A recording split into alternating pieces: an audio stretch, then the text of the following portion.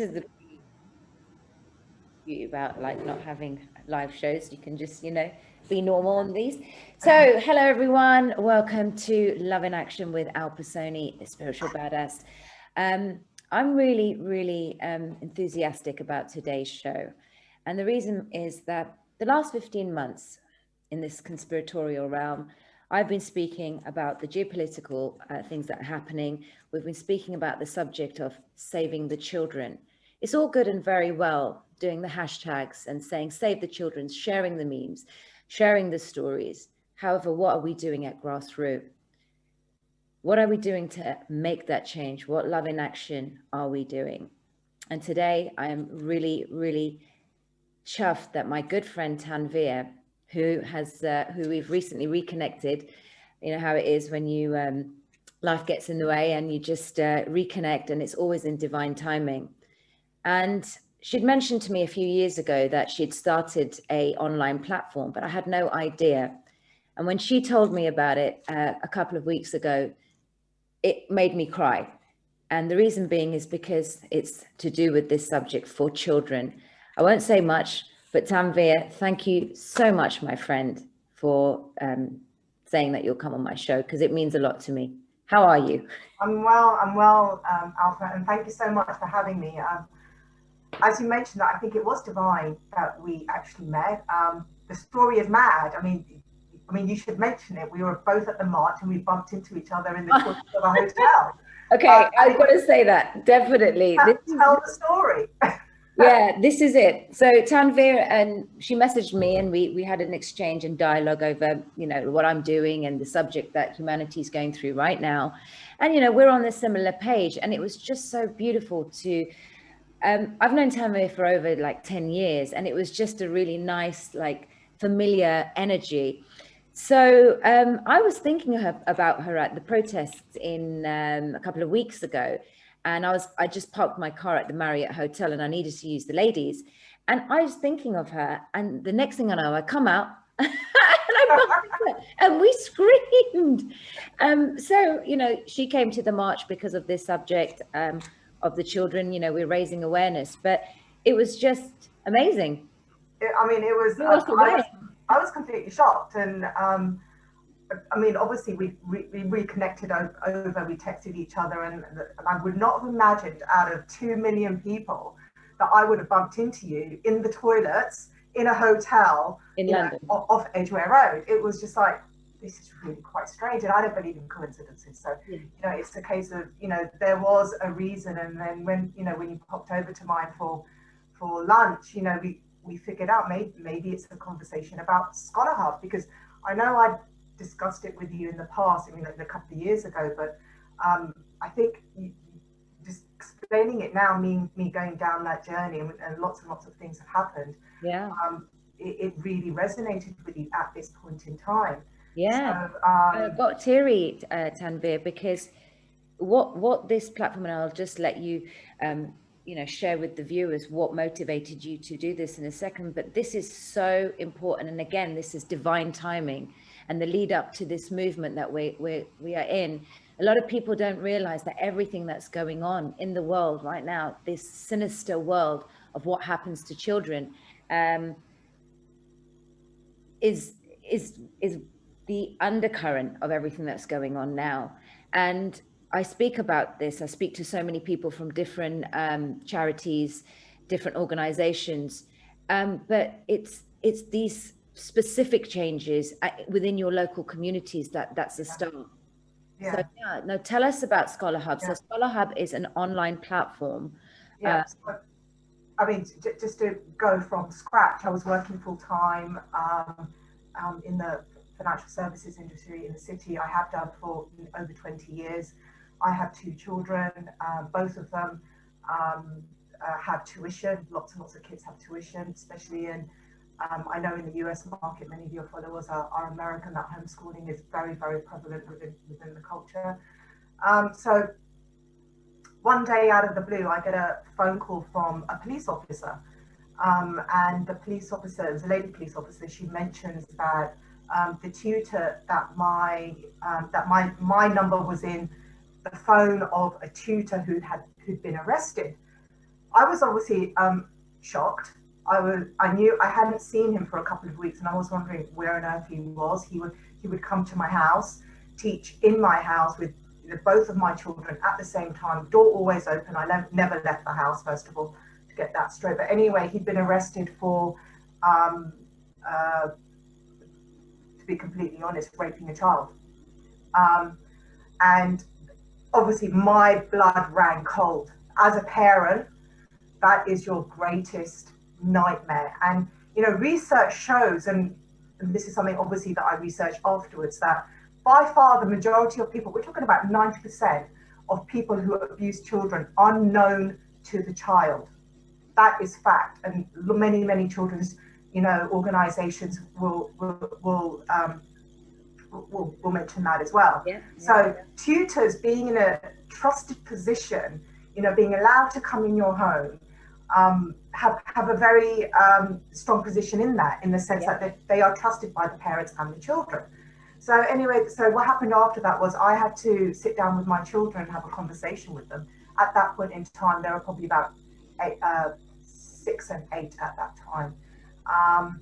Wow. And just really, like, it was terrifying for me to have to sit down with them and have that try and have that conversation. You know, I'm the parent. I'm meant to be protecting them. That is my role. That is my job. I allowed someone else, someone from the outside, to come in and teach them. It is on my head if something went wrong, because I'm responsible for them.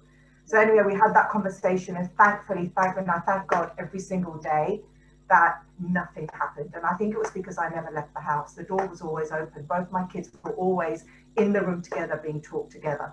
So he never had the chance to do whatever nefarious things that he was obviously doing to other children. But obviously, you know, when I got back to the police officer, and I explained, because she needed to know whether my kids had been affected. I went back to her and said, no, I'm 100% certain that they weren't. They are absolutely fine. And, you know, and this person went to prison. It was in the papers, etc., etc. Yeah. So and my next process was obviously, how did this happen? Yeah. How did this happen to my kids? And if it's to my kids, then it obviously is happening to other kids as well. I would say I'm a reasonably intelligent person. I'm educated to degree level. You know, I've traveled well. I'm very protective of my children, as many parents are. You know, that is the norm. How did this happen? And then I started doing some research around private tuition. And within the UK, there are absolutely no laws to protect children. When it comes to private tuition, you don't need to have a criminal background check. So, you know, it is not one of those hoops that tutors need to jump over in order to get access to children. It is a complete free-for-all. You say you're a private, you could literally be thrown out of a school for whatever reason and then start private tutoring, and it's absolutely fine. The thing that, obviously the next question for people would be, well, obviously the parents would check. Many people would say that. However, I've spoken to hundreds of parents over the past 4 years. There is a massive assumption that tutors have already been checked, that you don't need to ask that question, that, you know, they are experts in the field. And the other thing is, a lot of tutors tend to be recommended. So, you know, whether it's your mother or your cousin or your sister or your best friend or whoever has used this person, or, you know, they've been recommended, so, you know, you can use them. You're safe. You don't have to ask any further questions. That is not true. That you know, you need to ask those questions. So then what I thought about was to, you know, what can I do to fill this gap? And that's where the idea of Scholar Hub came from my children. The green out, the little owl here, that was my children chose that. Yeah. And what I wanted to create was a child secure platform, which tutors could go on to, students, i.e. parents, could go on to view, and for parents to make an informed choice. Yes. So that is the main thing. You know, when you have, there's only one maths tutor in the area recommended by X. With this platform, you can go through up to 100 maths tutors from anywhere around the world, and a parent can make an informed choice. Additionally, even though the law doesn't require it, all of my tutors who teach under 18s are criminal background checked. If they don't have a government certificate, I also add, something called Shafti Pro, which is a facial recognition, background checking machine globally that they can put their details into. So people who don't have that information, even if they're a 16-year-old, can't teach children. Right. Stop. Now, the reason why I say that there are many other sites, there are many other tuition platforms who have, for example, lots and lots of, university students who are tutors. The research shows a third of abusers are young adults. Yes. So, that's the reason why I also check university students. Yeah. I've had parents say to me, she's walked in on tuition with online tuition, and the student is talking about drugs with her 10-year-old. Wow. Yeah, so those checks need to be made. Very, very important. Yeah. And I know this, there is a growing concern of abuse coming from sort of post 18 and applying to become teachers. And this is something that is oblivious to parents, because they just think that, like here in the UK, it's done via the DBS checks. I'm not sure what it is in America or Australia or the other countries, but here, the other platforms that you just mentioned, none of these have these checks, because this is very important. So there are other platforms out there, obviously. Some platforms focus on just graduates who are tutors. They don't have, some do, some don't. It's not a strict policy. So I think no one has a strict policy like zero tolerance. Anyone teaching an under 18 has to have a criminal background check. Yeah. Other platforms, if you have it, oh, that's nice and good. But, you can still teach if you're a 16-year-old or an 18-year-old. Yeah.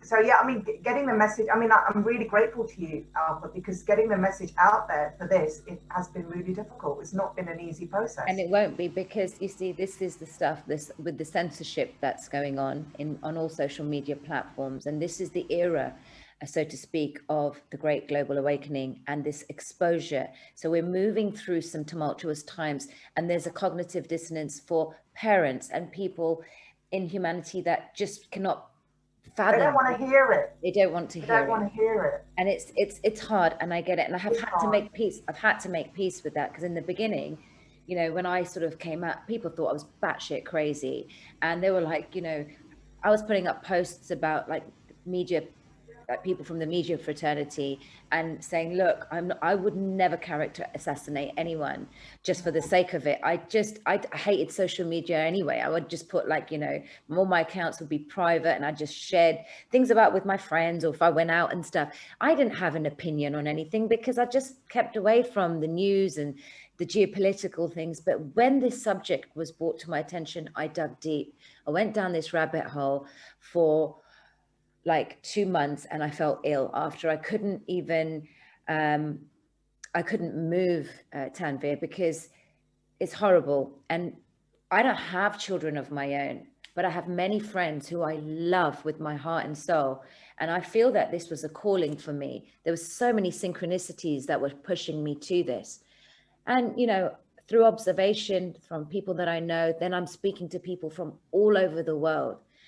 And this is a heavy subject, and it's a sore subject. However, it's a very necessary subject to address, just by doing these small changes and having that awareness in our local communities to be vigilant, to be careful. So, okay, great. There's a group of people that's sharing information worldwide and saying all this stuff, but how is that making a difference into people's lives daily? Does it help? Like half the people that I know don't even check anything that I do. And it's easy for them to sort of push it aside and categorize me as being mad. Yeah, because that fits their sort of safety net where, oh, it's okay because that kind of stuff can't be real. And that's not even, I try to understand the psychology of it. It's because people are well-meaning, essentially.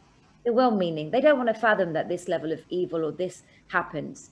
And I get it now. I finally do, because when you come and move past the anger and you become constructive, that's why it's really important for my audience to know that, yeah, they know that they associate me with this because I was going crazy on Facebook. Every post was save the children, save the children, save the children. But it had its time frame. And now we're moving to the next phase where, what do you do with this awareness? So for me, when we had that conversation, as you know, I got teary because this is what we need to see, folks, you know, making the change and having the impact, the necessary impact within your local communities, your schools. Share this with parents, share this with people worldwide, because this is a platform that has been started from pure love in action for the greater good for our children. So, you know, I mean, it kind of been an easy task because this is like, I can barely get my website started. Well, I was working saying to everybody that site done. You've been saying that since December, Alpa. You know, trying to get my thumbnails done, trying to do this, and then putting all my videos up. I'm like, do you know how many videos I don't even have uploaded because it's just so finicky for me? So it must have been, and you did this yourself, all by yourself. It's really odd. Yeah, I did. My background, as I've mentioned, isn't technology, isn't programming. I, you know, I'm actually not tech savvy at all. But I created a plan in my head. I thought, this is what I need to do. I need to find the right people who can do it for me. So I was able to find, through a few iterations, the right tech guy, the right marketing person, the right legal person, the right this person, that person, in order for me to put it together. And it took time because it was just me. The reason why it's just me is because I wanted to keep the vision pure. When you're bringing in lots of investors and lots of other opinions and visions and, you know, egos, things tend to get complicated and diluted. So the reason why it took me such a long time to launch in, I think in January 2020 was because I was building it, testing it, reiterating it. And I've built a full platform from scratch with a digital learning, a digital lesson space there as well. So you don't have to go anywhere. It's a full ecosystem just in one place. So, you know, when you go on, you know, you don't need to patch in other applications. You get join buttons to join the classroom. You know, everything is recorded. All your, you know, your past lessons are there. All your, you know, files, commentary, everything is in one place. And the reason why I built a self-contained ecosystem is because it's safer, purely because of that. There's absolutely no other reason. The reason why I charge very, very little money compared to my competitors is because it was never about making money. No. It was about filling a gap so children are safe. Yeah. That's what it was about. Yeah. You know, and I was working at, you know, then I went back to university, and then I started doing this, you know, more full time because I was financially able to. Yeah. But you know, it's been a huge learning curve for me, but I wasn't afraid of it because I really felt that something else was driving me just to keep on going. And you know, and the right people came into my life to help it move forward. Because it was completely out, it still is. I don't make a massive amount of money from it, and that was never the point. No, it was to create, you know, provide the informed choice for parents to keep their children safe. Of course. I have children, you know, and anyone who has, I mean, like, you don't even have to have children, but, you know, just seeing how vulnerable and innocent young children are. When they're caught at such a young age and they have such a terrible experience, if it happens to them, it mars them for the rest of their lives. Yeah. You know, right into adulthood, it's still there, and it's something that they have to deal with, and it's not their fault. Yeah. It's not their fault. Yeah. You know, and that takes a long time for I can imagine, for a child to process. Absolutely. And this is where we protect them. Setting up a site like this, there takes guts, it takes the tenacity, the mental tenacity and emotional tenacity to do it, because it's not easy. I'm getting my website done now, and of course, you know, you're charging a nominal fee. You have to, because this thing costs to run. Yeah, it does. I mean, I'm just uploading stuff and getting it all done, and I have to move it to different servers, etc., because it's got a lot of video content. So these things cost like monthly, whatever we have to pay for the subscriptions, for the website, for the email and the servers and everything to connect. I mean, half of it just goes over my head when my IT guy talks about it, but you know, it's going to be monthly costs to keep it up and running. So something as big and huge and expansive like this, let's actually have a quick look, so the viewers can see what we're speaking about. 1 second, folks. So here we go. So this is it, Scholar Hub. It's very nice. Got about how it works. It's quite very easy to use, easy on the eye, and a hub. I love the name, of information. How long did it take to put all of this together? About 3 years, right? Yes, it's taken me about 3 years to build the full platform from scratch. So, you know, it's not just a website, it's a full platform with all the functionality of the platform. Once you sign up, and sign up is free, you're in a portal where there's your own social media space, and you can interact with other educators. You can browse educators, you can message them for free, you can have tutors upload content all the time. It is a self-contained system. So and because I pretty much, I work for myself. I take on feedback, make changes as I go along. It's very intricate, isn't it? It's so intricate to have to think of all the different. I've had a lot of feedback from my tutors saying, for example, we just want to use your digital lesson space. So I've just created Scholar Hub Pro just for them, so they can use like a Zoom function, but with the full functionality tools of whiteboards and all the things that teachers tend to use, instructors tend to use. So that has just gone live. I'm also creating a free content resource center for children for educational content, which is absolutely free. That's in the process right now. On Scholar Hub Pro, also for teachers, I'm creating an area where teachers can create their own courses and share their courses. So if you have a course that you want to build and create, then you can do that on there. So I mean, there's lots in the pipeline. I'm an ideas person. I have lots and lots of ideas. I just need the right people around me to actually translate what's in my head. Yeah, you need the right team. And I find that actually at the moment, since I've started doing this, because I feel that inadvertently this has been my purpose and my kind of calling to do this, because I, like yourself, was in financial services, and I want to hear about that, because the transition from corporate world to doing what you're doing is a big step. And when we spoke last week, it was like, you don't realize the toxicity of that industry until you step out of it. But I definitely feel that with what I'm doing now, leaving that sort of that whole world behind me. I mean, I'm still involved in a few things, tying up a few loose ends, and have my kind of finger in a few projects, but it's not my main focus. This has become, because humanity is in this era of awakening. It may take 4 or 5 years. We don't know what the next 4 or 5 years are going to look like. We can anticipate, speculate, and think. But the main thing is not to live in a state of fear. It's to live in a state of be aware, because that's actually where you are empowered and you are doing things at grassroots to prevent anything happening to people that your friends' children, your own children, and by taking the right action.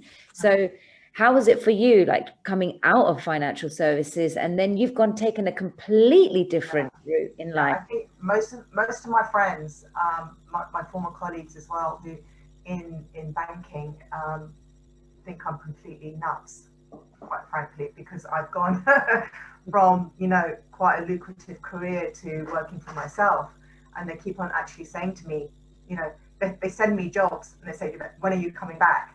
We need you to come back. But it took me about 4 years to get the toxicity out of my system. Wow. Um, And you work for some of the heavies, HSBC, JP Morgan, Deutsche Bank, Price Waterhouse. These are big names, and you've done some big heavy duty roles. well, I think growing up, I think I was very much in the, okay, what is the plan laid out for me, which is the plan that most people follow. You know, you do well at school, you go to university, you get a decent job, you earn lots of money, you buy a nice house, you have children. That is like the, you know, preordained, you know, the steps of, I mean, definitely within the Asian community, that is it. You know, that is the ideal life. So me being, you know, very much a good little Asian girl, I followed those steps. That was my plan, and I'm sure it was exactly the same for you. Yeah, I just didn't get married. I didn't quite make it there.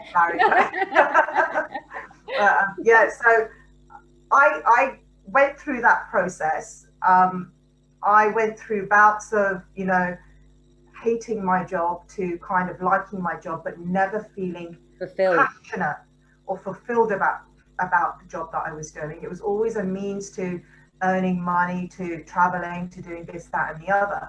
It was always it was more of a status symbol than anything else. And when you work in that industry, you work in a I would say a golden bubble. Yeah. Completely sheltered from the realities of the world. Completely. And only when you actually step out into the real world do you realize the illusion of the life that you led. Yeah. I mean, I am going back to fulfillment. I actually resigned from Deutsche Bank in 2016 for precisely that reason. I got to the point where there must be more. Yeah. I'm doing the same thing every day. I'm dealing with the same toxicity. I'm, you know, the same level of humiliations, which is the norm in a bank. You get pulled into a room, you get shouted out. That's the norm, and it's acceptable. And you get to a point where I got to a point where I simply just couldn't see any future in it for me. And I think I've really started searching inside. So I thought, okay, I'm going to resign. Let's do that. And then I'm going to go back to university. And I thought that what I was looking for was going back to university to do a master's. Yeah. I'll learn some more, change my direction, do something different. Yeah. But I found even with that wasn't what I was looking for. Yeah. And going back to uni, because I was still going back into an institutionalized system. Absolutely. And when I would question, for example, my lecturers on, you know, certain topics, and I did an MSc in international relations, there was always a narrative, and there was always one narrative. And I also found that me being Asian, I was born outside London. I'm British, but the difference of my ethnic background, being a white British person in that particular classroom, was really, really stark, and I never saw it. In all my life, I never saw it as I saw it in that classroom. Yeah. That I was never, you know, the perfect example was that, you know, if someone needed if a viewpoint was needed from someone who was French or someone from, you know, a different country, when it came to the UK, they would never, ever, ever pick me. And this happened so many times. But, you know, I'm from here as well. I was born here as well. Why don't you want my opinion? Yeah. And that brought more questions to me. Yeah. That I'd never really thought about before, you know, about who I really was. Yeah. And then, you know, all of the soul searching started from there. Obviously, Scholar Hub was running in the background, and that's when I thought, I really need to. And after I finished my master's, I had several interviews and about 3 job offers to go back into what I was doing before, and I turned them down because I couldn't. I knew that to go back into that wheel, if I went back into that system, I'd never come out, and my journey was different. So I mean, that of you've tackled that subject, because there is still discrimination today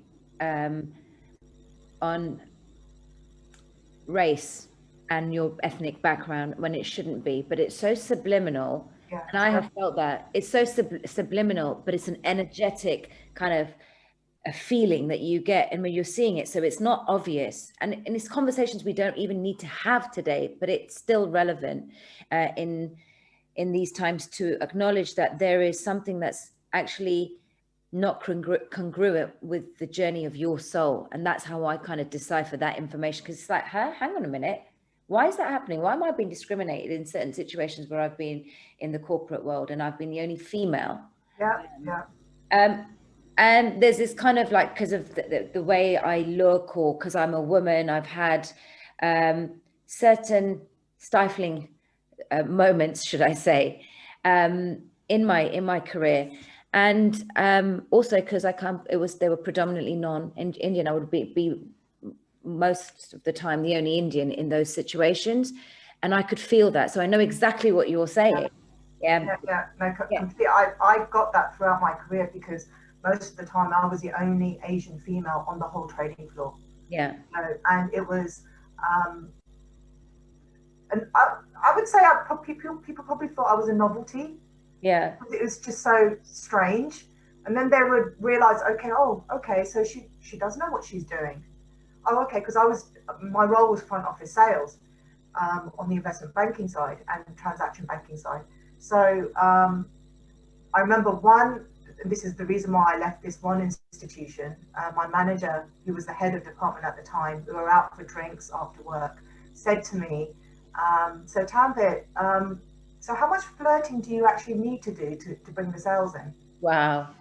And he was completely blatant. I looked at him and decided on the spot to resign and look for another job. And in retrospect, I shouldn't have done that. In retrospect, I should have gone straight to HR. But I didn't feel strong enough to do that at that point in time. And that was a learning experience for me. I should never have just accepted what he said. Obviously, I said to him, well, I don't need to flirt. I'm really good at my job, actually. But that kind of, like, he said it blatant to me because he felt he could, because I'd known him for a good 10 years or something like that. But others, it is a lot more subliminal. But you find your strategies to get your way through it, right? And I'm sure you found your strategies as well. I found that in one organization, keeping my mouth shut stopped a lot of the humiliation. Sorry, what did you say? No, it helps, because that's what they want you to do, to keep your mouth shut. Because then you fit their stereotype. Right. I haven't actually been. I got to the final stage for, I think it was Morgan Stanley and HSBC, so for their graduate program. So my background's international business, and I really was unhappy throughout my course, but I did it like you, just for the sake of it, because it's following the norms. And you don't realize it at that time. I mean, now I know what that feeling was. I couldn't process it back then, but it was like, right, I need to get a good job so that I can support my parents, or I can do this, or I can do that. And I, just like a good Indian girl, just get, in Asian families, the impetus placed on academic achievements there's the pressure that surrounds that is huge. Now, fortunately for me, my parents weren't like that, but it's, again, the society that I was kind of like, oh God, I better do this to please my parents, because I don't want them to feel, even though they never, in fairness, they never, ever pushed me to do anything. Just like, I could have done what I wanted, but in somewhere in my programming as well, that was the thing to do. But I didn't quite make it to those interviews, the final one. Something pushed me. I just didn't want to go. I was overridden with nerves that I couldn't go to the interviews. So I was like, my mum was like, because you got to the second, like the final, why don't you go with HSBC on their international management program? And I was like, no, I just can't do it. I didn't like it. I didn't like being sort of in a situation where, in a box. And that's what I realized now, that feeling, the overwhelming feeling, because then thereafter, I've pretty much worked on my own, even though it has been in financial services. It's not as highly pressured as what you went through. So when we just mentioned in the box, that is precisely what happens when you work for a multinational banking institution. You, in effect, get bought by that institution. Yeah. The bank comes first. Yeah. In everything that you do, whether it's inside work or outside work, the bank comes first. Yeah. If you don't toe the line, very quickly you will, otherwise you will get slapped on the wrists. Yeah. Multiple times. So, I mean, even though, that's the toxicity part, the best part of it was, it attracts the best brains. So I worked with the most amazing people, honestly. They were just, you know, rocket scientists and, you know, just like hugely intelligent, really well traveled, but, you know, most don't last past 45. They don't. Burns you out. Sorry? It burns you out. Burns you out completely. The cabal, they have literally orchestrated the system so well that it fractures your soul when you go into these institutions, and it happens subliminally that people don't even realize what's hit them until they get to that so-called burnout, which is very, you know, common in financial services. You don't know what's hit you, but also the financial sort of rewards are good. If you're in the investment banking, it's financially well lucrative. So people sometimes go towards that narcissistic path, you know, where it's like, this is what I want to attain that materialistic life. I want the nice, and there's nothing wrong with that. But somewhere along the lines is that you can start seeing that if you're going towards a spiritual path or you're going towards a materialistic path, and if it's not resonating with you and you're being forced to change, or you're met with some kind of crisis, usually that crisis, as difficult as it may be to understand or understand at the time, it is the blessing for a future, because it's the impetus for what will drive you to take the necessary actions to start. And that's beautiful. So you had the skill set. So I always look at things in polarity. There's a positive and a negative to everything. Yeah. And one of the things within this movement is that we can like, oh my God, this exposure. And we can go really into that kind of never want to do anything to do with films and movies and all this stuff with children. And it's just really, it's horrifying. And I never want to work in a corporate environment again. I never want to do any of this. Everything has the positive and the negative charge. Yeah. And we have to kind of recalibrate. And you know, these organizations are still going to be there. Exactly. So what do we need to do? People like us need to go back into these organizations and change them from the inside. Yeah. Do you not agree? I mean, if they collapsed overnight, everything would collapse. There would be chaos. So the best way to do it is to you know, help change from the inside. You know, that's what I firmly believe, especially with, you know, you know, governmental institutions that say, for example, what's going on in the US with, you know, the Black Lives Matter. Things can only change if they change it from the inside. Yeah. So let's hope. Well, that is just a movement in itself. That's again being planted. You know, these are all Marxist, outdated ideologies that really need to go. We are not oppressed anymore. We are not this victimization of some of these movements. We have to kind of look at things from an advanced stage. Now, how do we want to progress? I mean, we have a lot of Asian people in mainstream media. It's interesting to see how nobody in the media is talking about the amount of missing children just this year. You know, I had the stats. I was trying to find it for today's our conversation today, but it's just unbelievable how the media do not recognize what is going on, because at the top they're complicit. And this is why there is this cognitive dissonance in humanity for people not to accept what's happening, because the media have so cleverly orchestrated a rhetoric and narrative on this subject. I mean, look at Jimmy Savile, look at what they've done with Jill Dando. Anyone who's come up to speak, they get completely shunned. Yeah. And then a few cases are sort of highlighted, and it's so manipulative the way they do it. But it's going to be interesting now, moving forward in the course of the next 4 or 5 years, how humanity is going to be shown what really has been going on in the background to us, because it's horrible.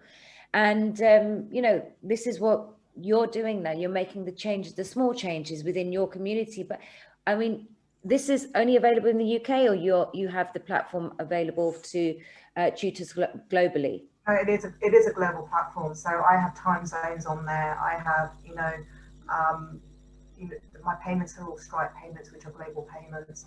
So that's not an issue. So I do have actually lots of American tutors and educators on there already. So yeah, they can most definitely cover the curriculums. But yeah, it's a journey, and it's still moving forward. So I'm really happy about that. And I think it's perfect. And how has it been received? Like, have you had good feedback? I've had great feedback. Yeah, I have and also from parents. For example, parents who tend to sign up and just do a trial lesson, which is free, they stick with me for months and months and months. And and then there's one child, and then there's the next child, and because they realize that it's really straightforward. Each child has their own section on the platform under the parent's name, so the parent can see absolutely everything that's being done. And it's really applicable to just children and also for adults, because it's not just academic. I've got dancing, music, football, adult learning on there as well. So if you want to learn the flute, I've got or piano. I've got lots of piano teachers. I mean, so it's the flute. I used to play the flute many years ago, but yeah, I don't have the time now. Well, one of many talents. And you've also set up your own. I love it, by the way. You gave it to me. The meditation mat. And tell just a quick summary of what inspired you to do that. Well, this is kind of my quiet passion, I suppose. I really love sacred geometry, and I also meditate, and I love my yoga, and I also love my qigong. So and I also have dodgy knees. So I fell over many years ago in a supermarket and bashed my knee up, and so I have a very painful knee. So then when I meditate, I need something soft to sit on, and it was completely at that trying to fix something that's practical. But I went online, couldn't find anything that would help me. And I thought, I'm going to create my own meditation mat made of natural rubber, and vegan suede, and put my beautiful geometric designs on it, and maybe hopefully, inspire people to meditate, to get connected to their soul, get connected to source, and, and put them on the journey towards being better people. I think, that's incredibly important. Meditation for me has been, and, my Tai Chi and yoga has really, really changed me in a positive way. I've just and your sound healing down. This woman, everyone, I have to say, right, I mean, the list is endless. She's one of these intellectuals that, we speak about on the show, but completely different, because there's the spiritual awakening that's happened internally, and just, I'd call it common sense. A lot of the things that you to say, it's women like you that choose to take action and that are so inspiring, Tanvir. When I heard everything that you're doing, I went home and said, Mum, wow, because you've had that, you've excelled in your career, you've done well, you've gone and continuously studied, and it's great learning. We're learning every day, whether it's academically, whether it's through courses that we're doing online, or going back to university, whatever it is. Life is progressive growth, and I love that. And I myself feel like sometimes I just wasted so much time in financial services. It wasn't for me, but then nothing is a waste. Even Kenzo agrees. He's like, yes, you were just not meant to be for that, mummy. But it's people like yourself that I want the world to see, because be the change you want to see in the world. It's okay, you fell on your knee, and then you think, right, I'm going to make a mat, because you couldn't find anything. How, guys, like, can you see, like, and then the experience with her daughter, like, by the grace of the Almighty, nothing happened, but it was like, right, I'm going to take the righteous action. Oh my God, there's just, if anyone saw that, there was a little, what's it called? Orb. Yeah, just an orb. Did you see it? It will be on the recording. I'm sure I didn't. I was looking away. An orb. Wow. I just saw an orb. That's a good thing. Keep on going. Yeah, and I just think that this is, I just thank you, and everyone watching this, go on to Scholar Hub. If you have children and you're concerned about, the quality of the tutors, you're homeschooling your kids, through other platforms. I'm sure there's also other good platforms, but, you know, have a look at Scholar Hub, and the name of the mats. I'm going to have all the information there. RUHmats, RUHmats. RUHmats, yeah, meditation mats. And Ru means soul in Turkish and in Arabic. So yeah, and so you're doing things through love, through a heart-centered space, through the calling of your soul, and just acting upon it. So I'm really grateful. I personally am grateful for what you do. I think I'm your biggest fan. I really am. And you watch people around the world who watch this. They'll share it with your friends, people that you know who have children. Everyone. I just want everyone to share this, because this subject is the reason I started my channel. And if now I am literally just speaking to people who are going out there to make the change. Yes, we can go to protests. I'm doing all these things day to day. I'm putting like newspapers on people's cars and like information on their like windscreen. And it's these small little steps that we take in love, in action, that will make the difference. Because it's one person that you might sort of influence positively. Yeah. Just one child is, you know, is enough. Obviously, we want to save lots and lots of children, but let's just start with one, you know, and then let's just keep on going. And, you know, what I'm doing isn't something that everybody can do it. You know, whatever comes into your mind, whatever you're inspired to do. Yeah, but I tried to do the website. I mean, I'm just like, oh. Do it. Just do it. As like Nike would say, I'm not sure we follow them, but just do it. Yeah, I love that. Women that are watching this, she is a badass. Love in Action with Tanvir, a spiritual badass. Thank you. Thanks for having me. You're an awesome guest, and I want this to go viral, everyone. So help me share this, because this is for the kids.